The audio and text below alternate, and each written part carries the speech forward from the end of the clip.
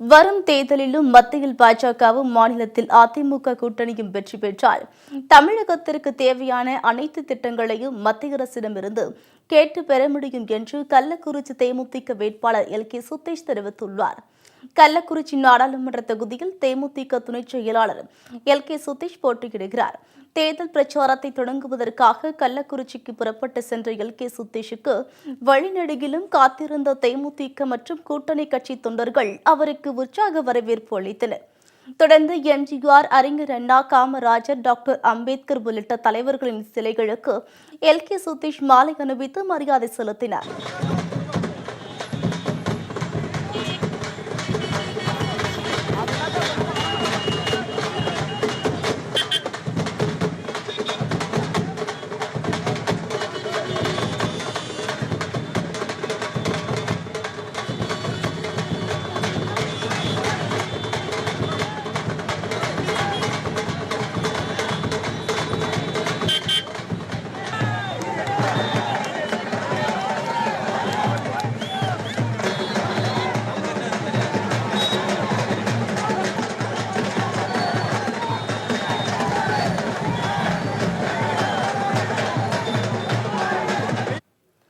இதைத் தொடர்ந்து கள்ளக்குறிச்சியில் வேட்பாளர் அறிமுக கூட்டம் நடைபெற்றது.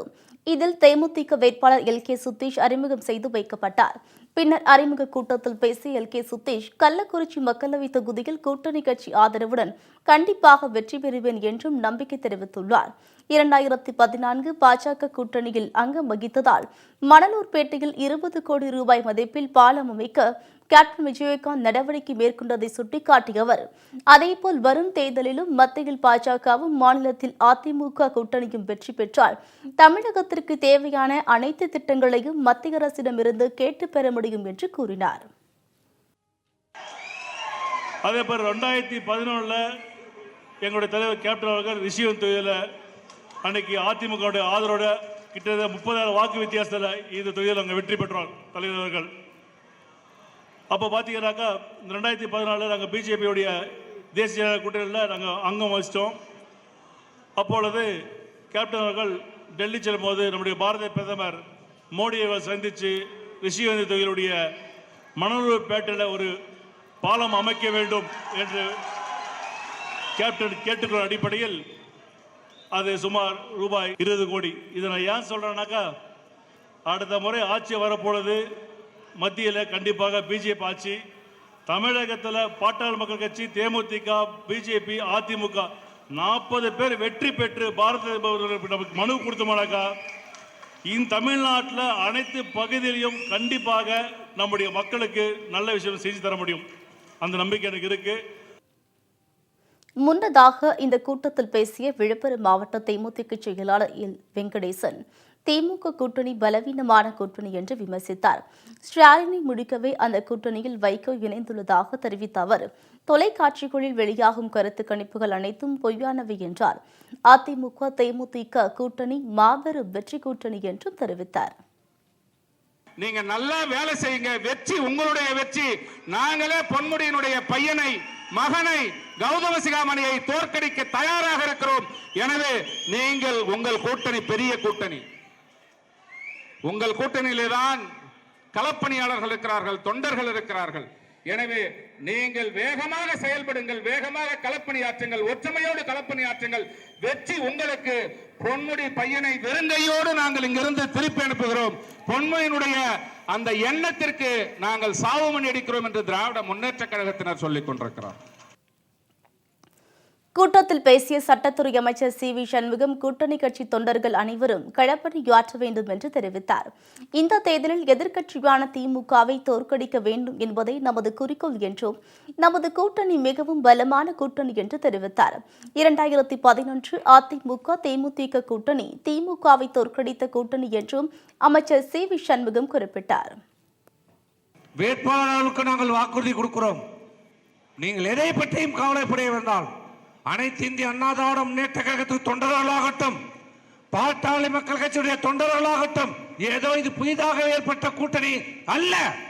இந்த கூட்டணியை 2011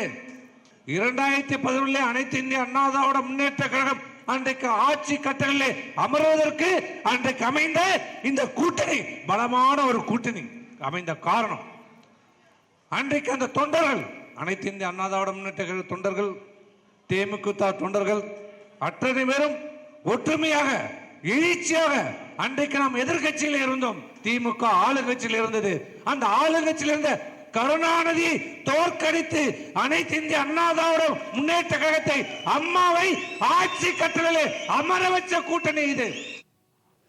இந்த நிகழ்ச்சியில் கள்ளக்குறிச்சி நாடாளுமன்ற உறுப்பினர் காமராஜ், உளுந்தூர்பேட்டை சட்டமன்ற உறுப்பினர் குமரகுரு ஆகியோர் கலந்து கொண்டனர். தேமுதிக சார்பில் துணை செயலாளர் ப. பார்த்தசாரதி மற்றும் தேமுதிக உள்ளிட்ட கூட்டணி கட்சி நிர்வாகிகள் கலந்து கொண்டனர்.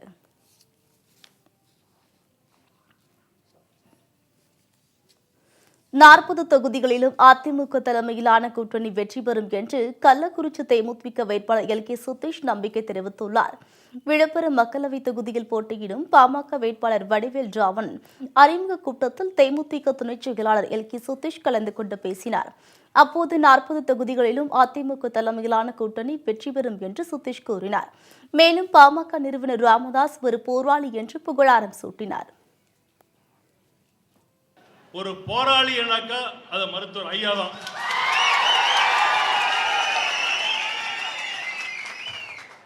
இந்த குணம் இன்னைக்கு பார்த்தீங்கன்னாக்கா எங்க கேப்டனுக்கு உண்டது. எங்களுடைய தலைவரோட சந்திச்சு ஆசி பெற்று அவர் சொன்னார், நீ நேராக போய் தைலாபுரத்துக்கு போய் ஐயாவை சந்திக்க வேண்டும் என்று கேப்டன் கட்டளையிட்டார். இன்னைக்கு நான் ஒரு வேட்பாளர், நான் வேட்பாளர் இருந்தாலும் ஐயாவை சந்திச்சுட்டு நான் அப்படியே போயிருக்கேன் கள்ளக்குறிச்சிக்கு. இது நம்ம கூட்டணி கட்சியுடைய வேட்பாளருக்கு போட்டி போடுறாங்க. நான் வேட்பாளர் மறந்து இன்னைக்கு மாங்காய் சின்னத்துக்கு வாக்களிக்க கேட்டு வந்திருக்கிறான்னு. இது ஏன் சொல்றேன்னா, இன்னைக்கு நம்ம கூட்டணி இன்னைக்கு எல்லாம் பேசுவாங்க, இன்னைக்கு தேமுதிகவுக்கு பாமக பிரச்சனை அப்படின்னு. என்ன பிரச்சனை எங்களுக்குள்ள? 2014 நாங்கள் கூட்டணி இருந்துட்டோம், 2011 அதிமுக கூட்டணி இருந்தோம். இன்னைக்கு எல்லாம் சேர்ந்து இன்னைக்கு 2019 கூட்டணி அமைச்சிருக்கோம். இது வெற்றி கூட்டணி. இன்னைக்கு கண்டிப்பாக நம்ம கூட்டணி 40 வெற்றி பெறும். இது மட்டும் கிடையாது, 18 சட்டமன்றம் கண்டிப்பாக நம்முடைய கூட்டணி அமோக வெற்றி பெறும்.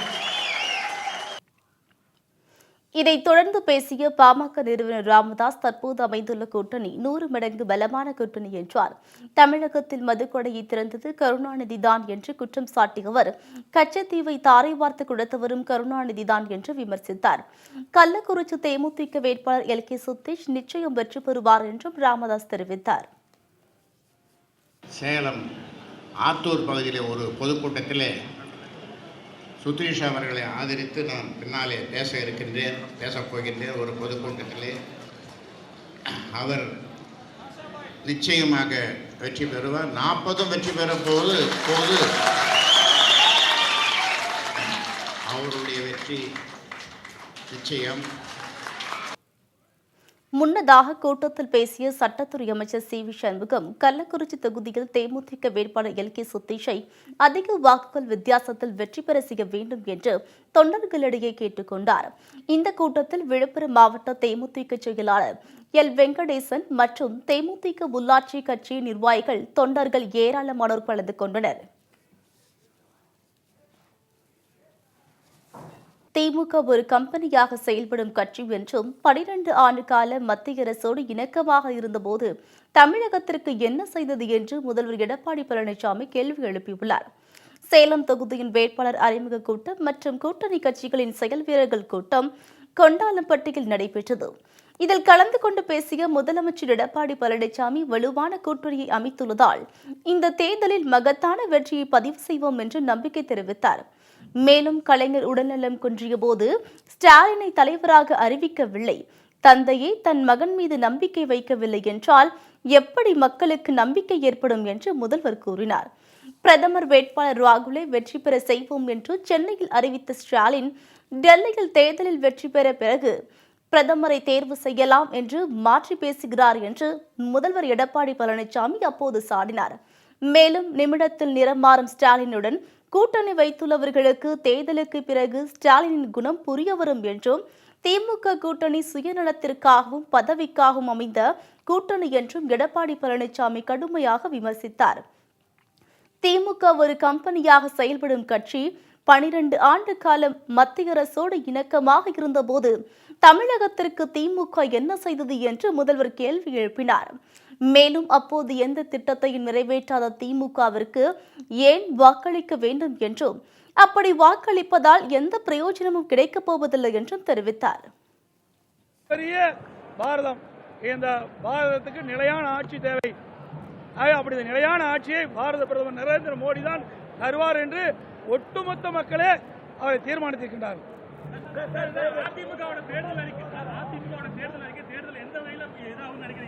நாங்கள் நேற்று தேர்தல் அறிக்கை அனைத்து இந்திய அண்ணா திராவிட முன்னேற்ற கழகத்தின் சார்பாக தேர்தல் அறிக்கை வெளியிட்டிருக்கிறோம். அந்த தேர்தல் அறிக்கையில் பல்வேறு அம்சங்களை குறிப்பிட்டிருக்கின்றோம். தமிழ்நாட்டுடைய வளர்ச்சி மிகச் சிறப்பாக இருப்பதற்கு அந்த தேர்தல் அறிக்கையிலே பல்வேறு அம்சங்கள் இடம்பெற்றிருக்கின்றன. அதாவது இது நாடாளுமன்ற தேர்தல், ஒட்டுமொத்த இந்தியாவுக்கு நடைபெறுகின்ற தேர்தல். அதே ஒட்டுமொத்த இந்தியாவில் இருக்கின்ற அத்தனை வறுமை கோட்டு மக்களுக்கும் அந்த தொகை கிடைக்க வேண்டும் என்பதுதான் எங்களுடைய தேர்தல் அறிக்கையில் இடம்பெற்றிருக்கிறது. தொடர்ந்து செய்தியாளர்களிடம் பேசிய முதல்வர் எடப்பாடி பழனிசாமி, சென்னையில் மெட்ரோ ரயில் 2வது திட்டப் பணிகள் விரைவில் தொடங்கப்படும் என்றார். திமுக தேர்தல் அறிக்கையில் இடம்பெற்றுள்ளது அனைத்தும் பொய் என்று சாடினார்.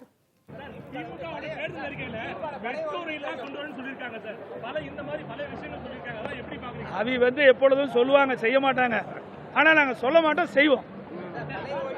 அதாவது மெட்ரோ ரயில்வே திட்டம் 2க்கு இப்ப அனுமதி கேட்டுக்கிறோம். அந்த அனுமதி விரைவில் கிடைக்க இருக்கின்றது.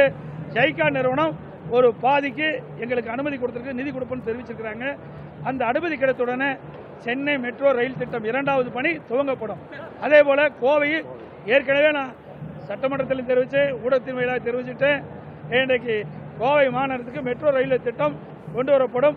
அதுவும் மத்திய அரசுடைய அனுமதி பெற்று அந்த திட்டத்தையும் அம்மாவுடைய அரசு நிறைவேற்றும். அது மட்டும் இல்ல, தமிழகத்திற்கின்ற மாவட்ட சாலைகள், நெடுஞ்சாலைகள் அத்தனையும் தரம் உயர்த்தப்படும் மத்திய அரசு நிதியுடன் என்பதை தெரிவித்தார். மக்களவைத் தேர்தலில் அனைத்து தொகுதிகளிலும் அதிமுக வெற்றி பெறும் என்று துணை முதல்வர் பன்னீர்செல்வம் தெரிவித்துள்ளார். அதிமுக சார்பில் தேனி தொகுதியில் போட்டியிடும் ரவீந்திரநாத் குமாருக்கு ஆதரவாக அவரது தந்தையும் துணை முதலமைச்சருமான பன்னீர்செல்வம் வாக்கு சேகரித்தார். பாலமேடு, மஞ்சமலை, சித்திர வெள்ளாளப்பட்டி உள்ளிட்ட இடங்களில் பிரச்சாரம் மேற்கொண்ட அவர் அதிமுக தேர்தல் அறிக்கையில் மக்களுக்கான திட்டங்கள் இடம்பெற்றுள்ளதாக கூறினார். இந்த கூட்டணி 40 தொகுதிகளிலும் வெற்றி பெறும் என்று நம்பிக்கை தெரிவித்த அவர், வாரிசுகள் சட்டப்பூர்வமாக அரசியல் வரக்கூடாது என்று எந்த அரசியலமைப்பு சட்டத்திலும் இல்லை என்று தெரிவித்தார். தேனி நாடாளுமன்ற தொகுதியினுடைய வெற்றி வேட்பாளர் திரு ரவீந்திரநாத் குமார் அவர்களை முழுமையாக வெற்றி பெறுவதற்கும், மக்களுடைய நல்லாதரவை பெற்று மகத்தான வெற்றியை, மாபெரும் வெற்றியை பெறுவதற்கும் அனைத்து இந்திய அண்ணா திராவிட முன்னேற்ற கழகத்தின் சார்பாக போட்டியிடுகின்ற தலைமையிலான கூட்டணியில் போட்டியிடுகின்ற 40 வெற்றி வேட்பாளர் வெற்றி பெறுவதற்கு அருள்மிகு மஞ்சமலையான் ஐயனார் சுவாமிகளின் திருக்கோயில் நாங்கள் முதற்கட்ட பிரச்சாரத்தை இன்றைக்கு வழிபட்டு, சுவாமிகளை வழிபட்டு தொடங்கியிருக்கிறோம். கரூர் நாடாளுமன்ற அதிமுக வேட்பாளர் தம்பிதுரை தனது பிரச்சாரத்தை தொடங்கினார். கோடங்கிப்பட்டி, ஒத்தையூர், பாழ்வார்பட்டி உள்ளிட்ட கிராமங்களில் பரப்புரை செய்த அவர், மத்தியில் பிரதமர் நரேந்திர மோடி தலைமையில் நிலையான ஆட்சி அமைய இரட்டை இலை சின்னத்திற்கு வாக்களிக்க வேண்டும் என்று கேட்டுக் கொண்டார். நாடாளுமன்ற தேர்தலில் யார் பிரதமராக வர வேண்டும் என்பது இந்த நாட்டினுடைய கேள்வி.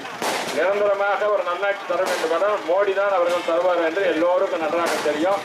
ஆகவே இந்த கூட்டணி, மகத்தான கூட்டணி, மத்தியில் ஒரு நிலையான ஆட்சி மோடி தலைமையில் இருப்பதற்காக, பாடுபடுவதற்காக நம்ம வாக்குகள் கேட்க வந்திருக்கிறோம். மேலான வாக்குகளை எந்த மறவாமல் புரட்சி தலைவருடைய சின்னம், அம்மாவுடைய சின்னம், இரட்டை இலை சின்னத்திற்கு மறவால் தாரங்கள் அதிகம் என்று கேட்டு விடைபெறுகிறோம். 40 தொகுதிகளிலும் தேமுதிக தலைவர் கேப்டன் விஜயகாந்த் பிரச்சாரம் செய்வார் என்று திருச்சி நாடாளுமன்ற தொகுதி வேட்பாளர் இளங்கோவன் தெரிவித்தார். அதிமுக கூட்டணி கட்சி நிர்வாகிகள் கூட்டம் திருச்சியில் உள்ள தனியார் ஹோட்டலில் நடைபெற்றது. இதில் அதிமுக, தேமுதிக, பாமக, பாஜக உள்ளிட்ட கூட்டணி கட்சியை சேர்ந்த நிர்வாகிகள் கலந்து கொண்டனர். கூட்டத்திற்கு பிறகு செய்தியாளர்களிடம் பேசிய திருச்சி தேமுதிக வேட்பாளர் டாக்டர் இளங்கோவன், மக்களவைத் தேர்தலில் வெற்றி பெற்றால் திருச்சி அரசு மருத்துவமனையை சூப்பர் ஸ்பெஷாலிட்டி மருத்துவமனையாக மாற்ற முயற்சிப்பேன் என்று உறுதிபட தெரிவித்தார். 40 தொகுதிகளிலும் கேப்டன் விஜயகாந்த் தேர்தல் பிரச்சாரம் செய்வார் என்று குறிப்பிட்ட அவர் வரும் 25ஆம் தேதி வேட்புமனு தாக்கல் செய்ய இருப்பதாக கூறினார். திருச்சியில் சொன்ன முதல்லயே ஆஸ்பத்திரி இருக்கு. இந்த ஆஸ்பத்திரி முதல்ல சூப்பர் ஸ்பெஷாலிட்டி ஹாஸ்பிட்டல் ஆகணும். சேலத்தில் அமைந்திருக்கின்ற மாதிரி சூப்பர் ஸ்பெஷாலிட்டி ஆஸ்பத்திரி ஆகி மக்களுடைய நலனை பேணுகின்ற வகையில் முதல் பணியாக இருக்கும். எல்லா தொகுதிகளுக்கும் வருகிறார். திருச்சிக்கு வராது, எல்லா தொகுதி 40 தொகுதிக்கு வரார். தினந்தோறும் நேற்றிலிருந்து சந்தித்துக் கொண்டுதான் தொடங்கி 25ஆம் தேதி 12லிருந்து 1 மணி வரை. விருதுநகர் தேமுதிக வேட்பாளர் அழகர்சாமி ஆதரித்து அமைச்சர் ராஜேந்திர பாலாஜி பிரச்சாரம் மேற்கொண்டார். முன்னதாக செய்தியாளர்களிடம் பேசிய அவர் தேமுதிக வேட்பாளர் அழகர்சாமி வெற்றி பெற்று நாடாளுமன்றத்திற்கு செல்வார் என்று உறுதிபட தெரிவித்தார். மேலும் 40 தொகுதிகளிலும் அதிமுக மற்றும் கூட்டணி கட்சி வேட்பாளர்களும் வெற்றி பெறுவார்கள் என்று அப்போது அவர் தெரிவித்தார்.